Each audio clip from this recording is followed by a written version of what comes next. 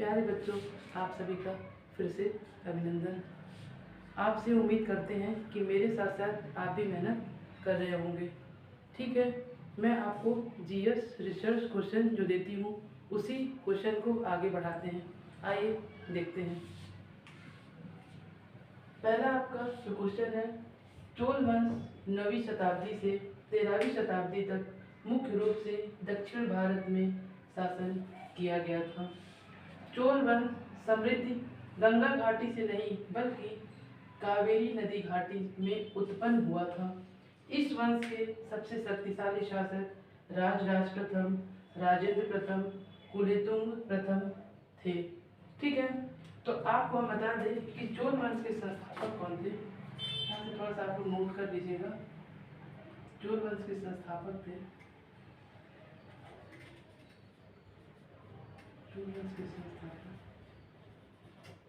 विजयालय।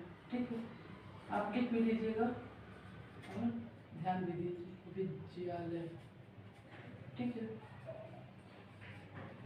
फिर ये कभी कभी इनके अंतिम शासक को जान लीजिए। अंतिम शासक थे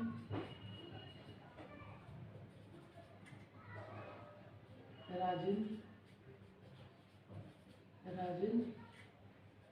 तृतीय। ठीक है, राजेंद्र तृतीय। ठीक, और इनकी राजधानी चोल वंश की जो राजधानी है वो है तंजौर या तंजावुर। ठीक है, चोल वंश की राजधानी तंजौर या तंजावुर कभी कभी मिलता है। तो फिर हम आपको बताएंगे कि क्वेश्चन किस तरह से बनता है। ठीक है, चोल वंश के संस्थापक कौन थे? तो विजयालय। ठीक है, चोल वंश के अंतिम शासक कौन थे? तो राजेंद्र तृतीय। फिर आपका नेक्स्ट क्वेश्चन बनेगा, चोल वंश की राजधानी क्या थी? तो तंजौर या तंजावुर, कभी कभी तंजावुर लिख देता है या तंजौर। ठीक है, यहाँ से आपके ये क्वेश्चन बनेंगे चोल वंश से। ठीक, और फिर नेक्स्ट क्वेश्चन आपका यहाँ से ये बन सकता है कि सबसे प्रतापी शासक कौन था? तो राजराज प्रथम। ये भी उनके समय के, चोल वंश के समय के शासक थे, लेकिन पूछ सकता है या पूछा जा सकता है कि सबसे प्रतापी शासक कौन था? तो राजराज प्रथम। ठीक है, यहाँ चोल वंश से आपके 4-5 क्वेश्चन मैंने फॉर्मेट करा दिया। इस प्रकार इसके क्वेश्चन बनते हैं। ठीक, आइए फिर यहाँ से नेक्स्ट क्वेश्चन लेते हैं। सॉरी, भारत ने जीएसटी आपका होता है, इसका full form goods and service tax, वस्तु एवं सेवा कर। ये दोहरे मॉडल को कनाडा से लिया गया है। जो जीएसटी है उसका जो दोहरा मॉडल था उसको कहाँ से लिया गया? कनाडा से। और सबसे पहले जीएसटी किस देश में लागू हुआ? तो फ्रांस में। 101 संविधान संशोधन से 1 जुलाई 2017 को जीएसटी लागू किया गया था। तो आपका पहला क्वेश्चन यहाँ से ये बनेगा कि जीएसटी का फुल फॉर्म क्या है? तो गुड्स एंड सर्विस टैक्स। आप यहाँ देख लीजिए, लिख दे रहे हैं गुड्स एंड सर्विस टैक्स। ठीक है, पहला क्वेश्चन ये बनेगा, जीएसटी का फुल फॉर्म पूछ सकता है। सेकंड की जीएसटी क्या है? तो जीएसटी एक प्रकार का कर है। फिर आपका सेकंड क्वेश्चन कहाँ से लिया गया दोहरा मॉडल? इसका कनाडा से। ठीक, फिर सबसे पहले जीएसटी किस देश में आया था? तो फ्रांस में। फिर आपका ये क्वेश्चन यहाँ से बनेगा कि जीएसटी किस संशोधन के तहत लाया गया? तो 101 संविधान संशोधन के तहत 1 जुलाई सन 2017 को जीएसटी लागू किया गया था। ठीक है, अब आपको पता है जीएसटी से जितने भी क्वेश्चन फॉर्मेट होते हैं उसी तरह से हम आपको क्वेश्चन बता दिए। फिर आइए देखते हैं कपास प्रौद्योगिकी पर अनुसंधान के लिए केंद्रीय संस्थान महाराष्ट्र के नागपुर में स्थित है। यह अनुसंधान संस्थान शिक्षा विभाग एवं कृषि मंत्रालय के अधीन है। कपास एक नगदी फसल है। कपास की कृषि काली मिट्टी या रेगुर मिट्टी में होती है। कपास को, काली मिट्टी को ही रेगुर मिट्टी भी कहा जाता है। आपको बता दें इस मिट्टी को और भी ये मिट्टी सूखने के बाद दरारें पड़ने लगती हैं, ठीक है, टूटा टूटा सा दिखा है तो ये लगता है कि जोता हुआ है मिट्टी, तो इसीलिए कभी कभी इसको जोती हुई भूमि भी कहा जाता है, जोती मिट्टी भी कही जाती है। फिर देखिए कपास प्रौद्योगिकी, यहाँ से कपास प्रौद्योगिकी अनुसंधान संस्थान केंद्रीय संस्थान कहाँ है, महाराष्ट्र में, नागपुर में, ठीक है, महाराष्ट्र में नागपुर में, महाराष्ट्र के नागपुर में है। यहाँ से पहला क्वेश्चन बनेगा। आपको पता है कि अनुसंधान संस्थान आप लोग के क्वेश्चन में एक पूछता है, ठीक है। नेक्स्ट क्वेश्चन यहाँ से बनेगा कि यह किस मंत्रालय के अधीन है, तो शिक्षा विभाग एवं कृषि मंत्रालय के अधीन है। मंत्रालय भी बदलते, जो ट्रेंड बदला हुआ है क्वेश्चन का, इसमें मंत्रालय जरूर पूछता है। तो एक मंत्रालय आपसे पूछ सकता है कि कोई मंत्रालय, जो इनको मंत्रालय पूछना है वो मंत्रालय पूछ सकता है। यहाँ से ये मंत्रालय है, ठीक है, इसके लिए। फिर आइए कपास एक क्या है, नकदी फसल है। नकदी फसल वो होता है जिसको हम व्यापार की दृष्टि से उत्पादन करते हैं, वो आपका नकदी फसल होता है। जैसे जूट, आपका गन्ना, ठीक है, इस प्रकार से जितने भी फसल होते हैं इत्यादि, वो सब नकदी फसल होते हैं। कभी कभी पूछ भी लेता है कि गन्ना कैसा फसल है, तो नकदी फसल। जूट कैसी फसल है, तो नकदी फसल। नारियल, कोको, ठीक है, इस तरह के भी सब नकदी फसल होते हैं। और ये भी पूछता है कि कपास जो होता है वो किस मिट्टी में की जाती है, कपास की खेती किस मिट्टी में होती है बहुतायत में, तो काली मिट्टी या रेगुर मिट्टी। सेकंड आपका पूछ सकता है कि कपास जो मिट्टी है वो किस किस प्रदेश में इसकी अधिकता है, तो आपका महाराष्ट्र में सबसे ज़्यादा कपास, सबसे ज़्यादा काली मिट्टी होती है। फिर आपका गुजरात है, कुछ आंध्र प्रदेश के हिस्से, इस प्रकार से उसमें काली मिट्टी बहुतायत में पाई जाती है। यहाँ से आपको बता दें इस टाइप से क्वेश्चन आपका फॉर्मेट होता है। फिर आइए इसको देखते हैं। CAPF या CPO के पुलिस प्रशिक्षण संस्थाओं के जो विजेता होते हैं उनको 3 ट्रॉफियां प्रदान की जाती हैं। इसका फुल फॉर्म जैसे central armed police force, central police organisation, ठीक है। आपका फुल फॉर्म भी ये पूछ सकता है, कभी कभी पूछ सकता है, तो आप इसको जानते रहिए। फिर आइए नेक्स्ट क्वेश्चन देखते हैं।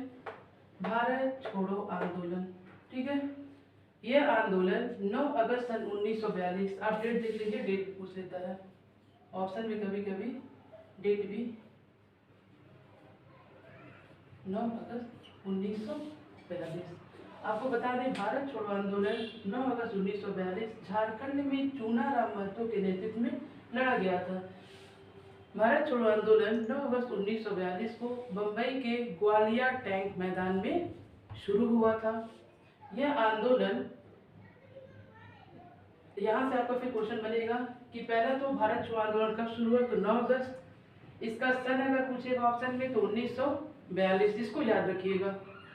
फिर अब, और भारत छोड़ो आंदोलन एक हिंसक आंदोलन था, ठीक है, भारत छोड़ो आंदोलन एक हिंसक आंदोलन था। पूछता है या पूछ सकता है कि ये कैसा आंदोलन था, एक हिंसक आंदोलन था, ठीक है, हिंसक आंदोलन था।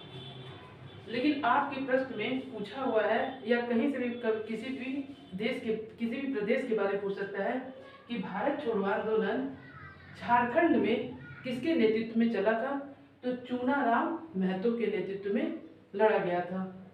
फिर आइए इसको देखते हैं। राष्ट्रीय मानवाधिकार आयोग में एक अध्यक्ष, 5 पूर्णकालिक सदस्य, 6 पदेन सदस्य एवं एक सांविधानिक पूर्ण आयोग के लिए विशेष आमंत्रित सदस्य। आपको बता दें कि राष्ट्रीय मानवाधिकार आयोग के कुछ यहाँ से क्वेश्चन भी आते हैं। जैसे राष्ट्रीय मानवाधिकार कब मनाया जाता है, तो 10 दिसंबर को। फिर राष्ट्रीय मानवाधिकार का गठन कब हुआ, तो 12 अक्टूबर 1993 को। इससे क्वेश्चन में भी आप लोग को ये मिला था, देख लीजिए। राष्ट्रीय मानवाधिकार पहला क्वेश्चन बनेगा कि दिवस कब मनाया जाता है, तो 10 दिसंबर को। कब गठन हुआ था, तो 12 अक्टूबर 1993 को। राष्ट्रीय मानवाधिकार आयोग के वर्तमान अध्यक्ष हैं अरुण मिश्रा, न्यायमूर्ति अरुण कुमार मिश्रा, ठीक है। अब यहाँ से ये 3 क्वेश्चन आपका फॉर्मेट हो गया।